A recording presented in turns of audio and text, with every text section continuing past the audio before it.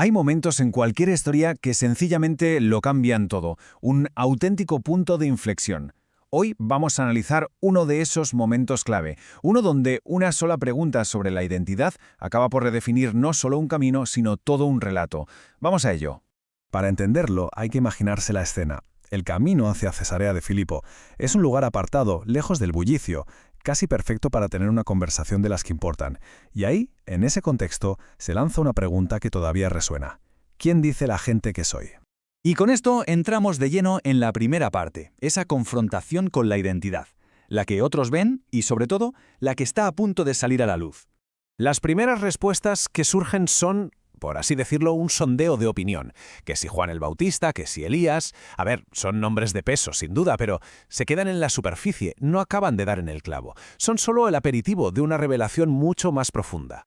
Ahora sí, pasamos al verdadero giro de guión. Se da con la respuesta correcta, pero lejos de ser un momento de celebración, lo que provoca es una revelación totalmente inesperada y, la verdad, bastante chocante. En medio de todas esas opiniones, Pedro se adelanta y lo clava. Con una claridad que sorprende, afirma: «Tú eres el Cristo». Podría parecer el final perfecto, ¿no? El momento del gran reconocimiento. Pero es justo aquí donde la historia pega un volantazo tremendo. Y aquí es donde se produce el choque, un contraste brutal. Por un lado, la expectativa. Se esperaba a un Mesías político, un libertador poderoso, un rey victorioso. Y por otro, la realidad que se anuncia. Una corona de espinas y un trono que es en realidad un instrumento de ejecución. Para la mentalidad de la época, esto era sencillamente un escándalo. La reacción de Pedro es muy humana, claro. Intenta proteger a su maestro de un destino así. Es un gesto que se puede entender perfectamente. Sin embargo, la respuesta que recibe es una reprimenda durísima. ¿Y por qué? Pues porque su visión, centrada en la lógica de la autopreservación, se convierte en un obstáculo para la misión. Esto nos lleva directamente al núcleo del conflicto. La diferencia abismal entre dos maneras de pensar, dos lógicas que en este momento chocan frontalmente. A ver, la lógica humana es la que conocemos todos. Es puro instinto de supervivencia. Buscar el éxito, evitar el sufrimiento, el sacrificio, proteger lo que es de uno. Es una lógica de control, de seguridad, la misma que Pedro estaba defendiendo sin darse cuenta. Y este es el punto clave.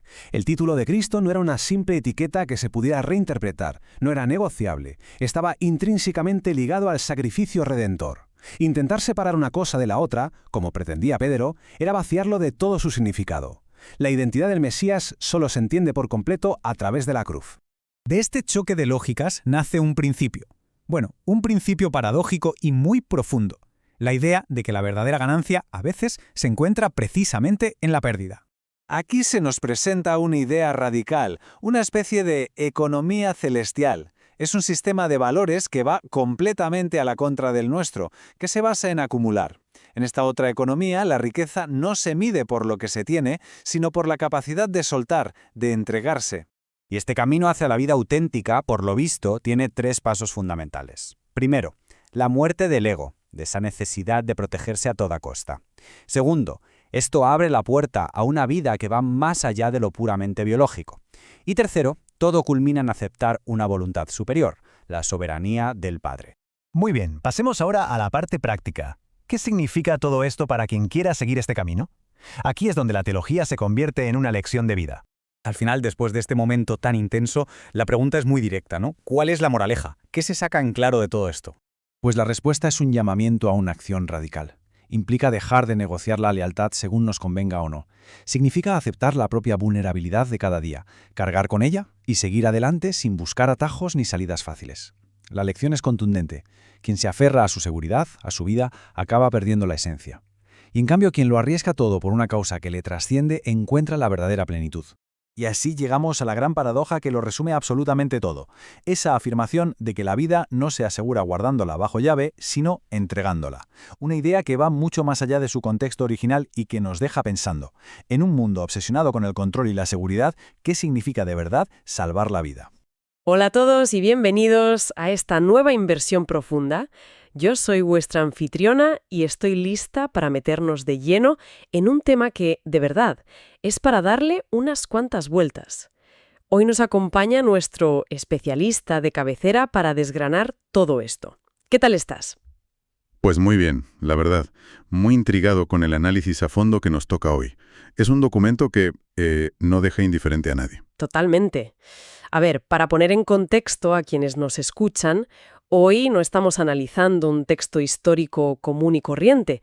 Vamos a centrarnos en un documento registrado en el Evangelio de Marcos. Exacto.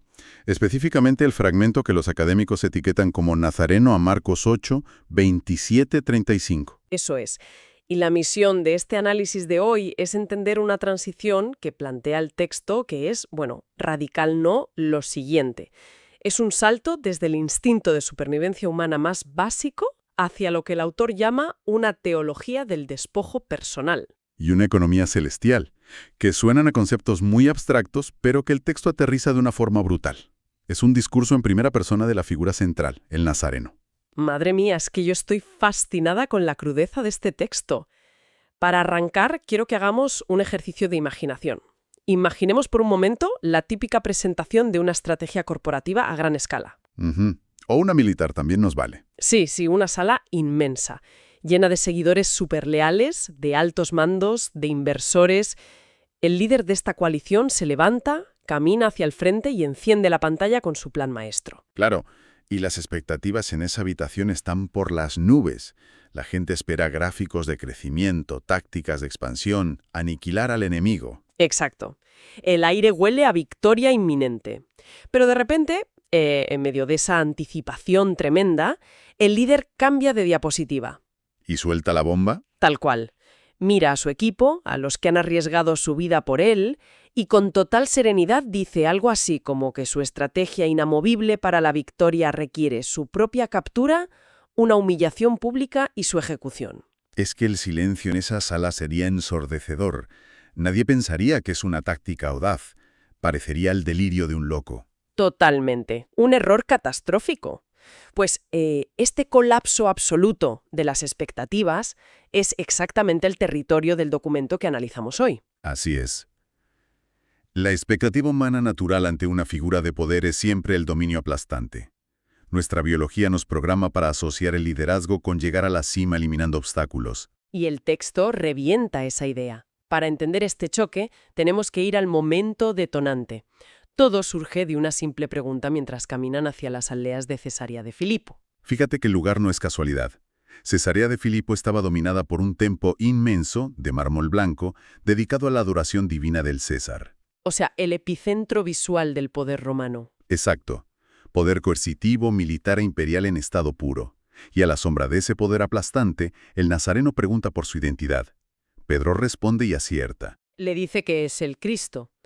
Y claro, hay que entender que Pedro no está usando una palabra puramente espiritual ahí, ¿verdad? Para nada. En el contexto del siglo I, bajo la bota romana, el Cristo o el Mesías era un título electrificado.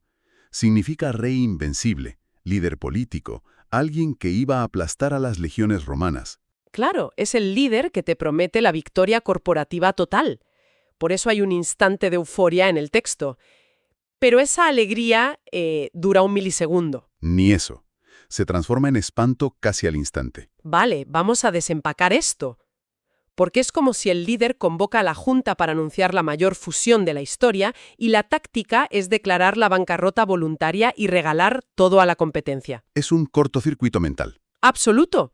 Revela que su corona será de espinas y su trono definitivo será un madero de ejecución.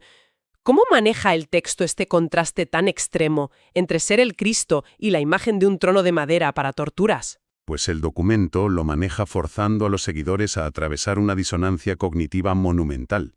Ese espanto que sienten no es solo un sustito, es terror psicológico. Claro, ven cómo se derrumba toda su lógica. Eso es. Para la mente humana, tener el máximo poder excluye la derrota y la humillación. Pero el orador no rechaza el título de Cristo, lo acepta, pero lo vacía por completo del significado imperial que el mundo le ha dado. Lo vacía y lo rellena con una realidad durísima, lo que en el documento se llama el escándalo de la cruz. Exacto.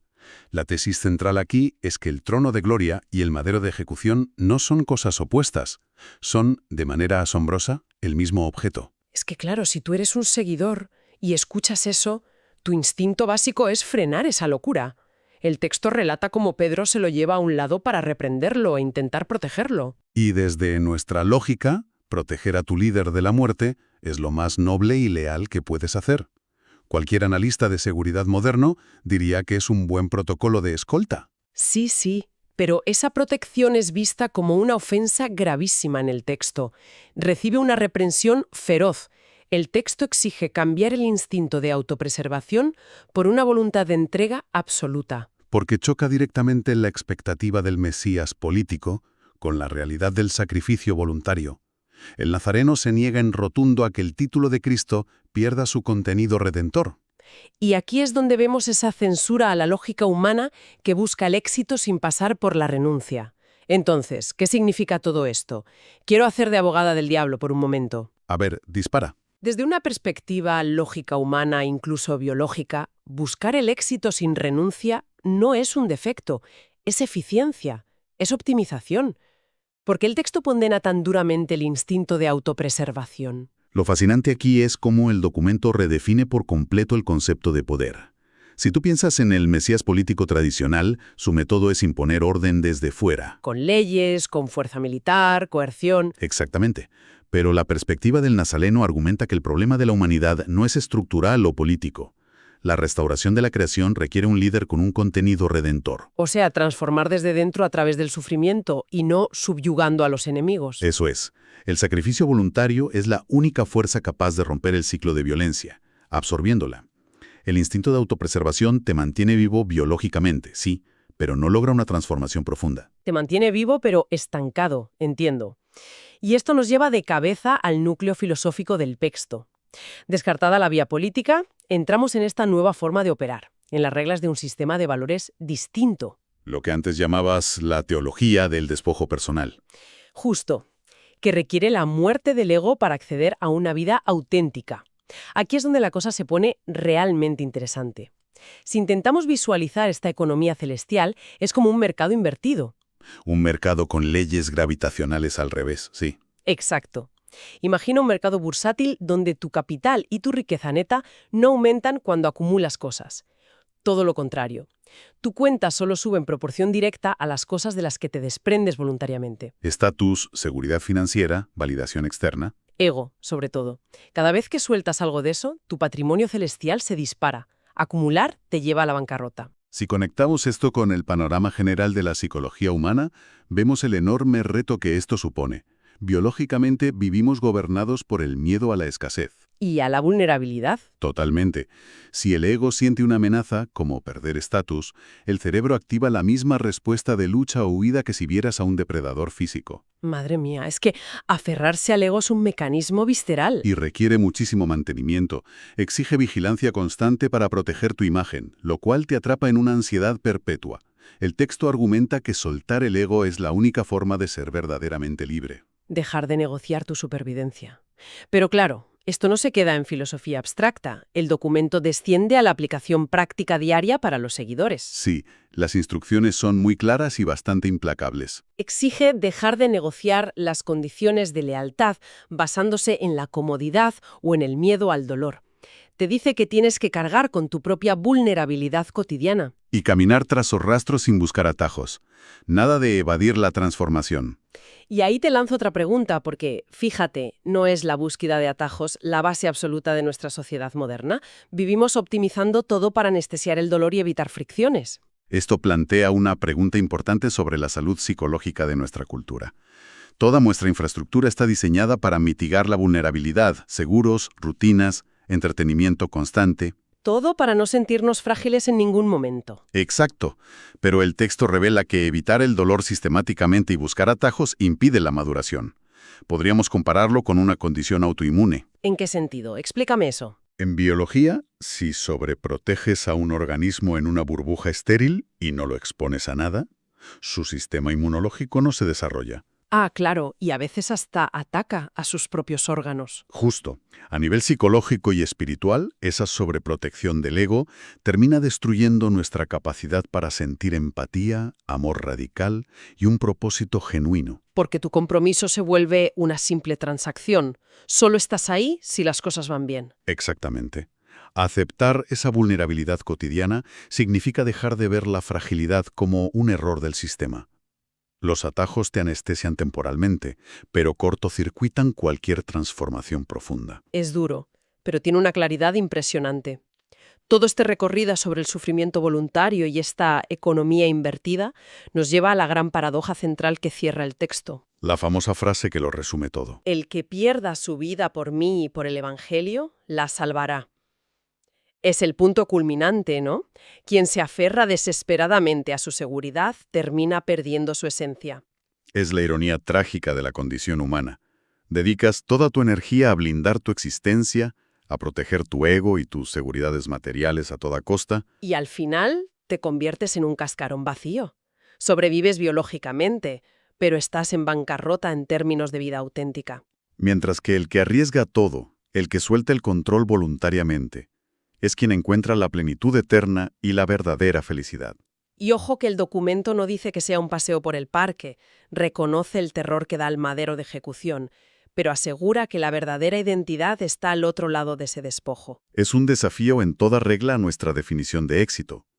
Nos dice que la felicidad no está en levantar muros, sino en tener el valor de demolerlos, asumiendo el coste. La verdad es que toda esta deconstrucción nos hace volver a la imagen del principio. A esa sala de presentaciones, con ese líder proyectando una estrategia de victoria que parece la derrota más humillante del mundo. Visto desde fuera, desde luego que lo parece. Totalmente. El texto argumenta que al atrincherarnos tras nuestras murallas de confort, perdemos lo más vital que poseemos. Y creo que esto nos deja un pensamiento muy provocador para quienes nos escuchan, para darle una vuelta en casa. A ver, ponlo sobre la mesa. Si el documento tiene razón, y nuestra esencia real solo se descubre en aquello que estamos dispuestos a perder voluntariamente, ¿qué dice nuestra obsesión actual por la comodidad material y la seguridad extrema sobre quiénes somos en el fondo? Es una pregunta tremenda. ¿Estamos viviendo de verdad o solo invertimos nuestra energía en no morir? Exacto. Es una gran incógnita que invitamos a la audiencia a explorar por su cuenta. Muchísimas gracias por acompañarnos en este profundo análisis. Ha sido un placer. El placer ha sido mío. Un saludo a todos. Hasta la próxima inmersión.